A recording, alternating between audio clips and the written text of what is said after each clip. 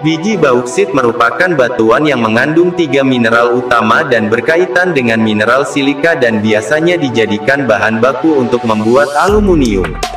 Selain itu, bauksit dapat diolah untuk pemurnian air, kosmetika, farmasi, keramik dan plastik piler. Bauksit juga dapat dikembangkan menjadi aluminium yang dapat digunakan untuk kendaraan listrik. Bauksit juga menjadi salah satu material untuk membuat pembangkit energi baru dan terbarukan (EBT).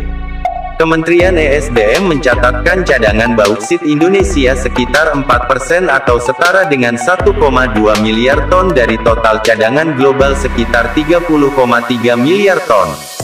Indonesia tidak hanya memiliki cadangan bauksit yang banyak, tapi juga sukses menjadi salah satu negara produsen bauksit terbesar di dunia. Berdasarkan data Statista, pada 2021 Indonesia menempati jajaran sebagai negara terbesar ke-6 penghasil bauksit di dunia, di mana Indonesia berhasil memproduksi 18 juta ton bauksit. Secara ekspor, Indonesia juga mencatatkan kinerja yang cukup apik.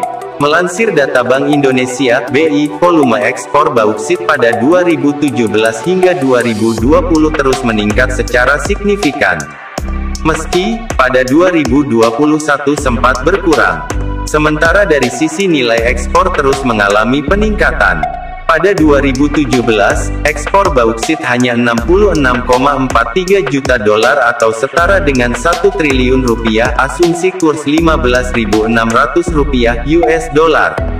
Namun, pada 2021, nilai ekspor bauksit kian meningkat hingga 628,2 juta dolar atau 9,7 triliun rupiah. Sejatinya pelarangan ekspor biji bauksit itu sudah tertuang dalam Undang-Undang Nomor 3 Tahun 2020 tentang Pertambangan Mineral dan Batu Bara (Minerba). Hal tersebut merupakan upaya Indonesia untuk meningkatkan nilai tambah dari hasil ekspor, sehingga pemerintah pun berencana untuk mengembangkan hilirisasi bauksit. Dari industrialisasi bauksit di dalam negeri ini kita perkirakan pendapatan negara akan meningkat dari 21 triliun rupiah menjadi sekitar kurang lebih 62 triliun rupiah. Pemerintah akan terus konsisten melakukan hilirisasi di dalam negeri agar nilai tambah dinikmati di dalam negeri untuk kemajuan dan kesejahteraan rakyat, terang Jokowi.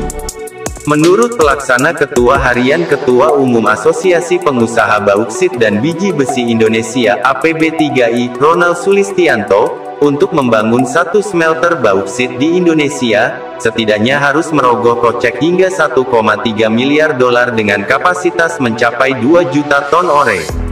Kesiapan Indonesia terhadap larangan ekspor bauksit. Sebagai informasi, pemerintah Indonesia menargetkan akan ada sekitar 12 smelter bauksit yang beroperasi hingga 2024. Namun, staf khusus Menteri ESDM bidang percepatan tata kelola mineral dan batu bara (Minerba), Irwandi Arif menyatakan bahwa hingga saat ini Indonesia memiliki 4 buah fasilitas pengolahan dan pemurnian smelter bauksit menjadi alumina yang sudah beroperasi di Indonesia. Sementara, 8 smelter bauksit sedang dalam proses konstruksi untuk mendukung hilirisasi bauksit di dalam negeri. Lalu, bagaimana dampak terhadap negara importir? Administrasi Umum Kepabeanan China mencatat pada 2021, China mengimpor sebesar 107 juta ton biji bauksit, di mana 51% berasal dari Guinea, sementara 32% dari Australia dan Indonesia berkontribusi sebanyak 17%. Hal serupa juga tercatat pada laporan Global Bauxite Flows Benchmark dari Refinitiv, bahwa Indonesia menduduki importir ketiga ke China.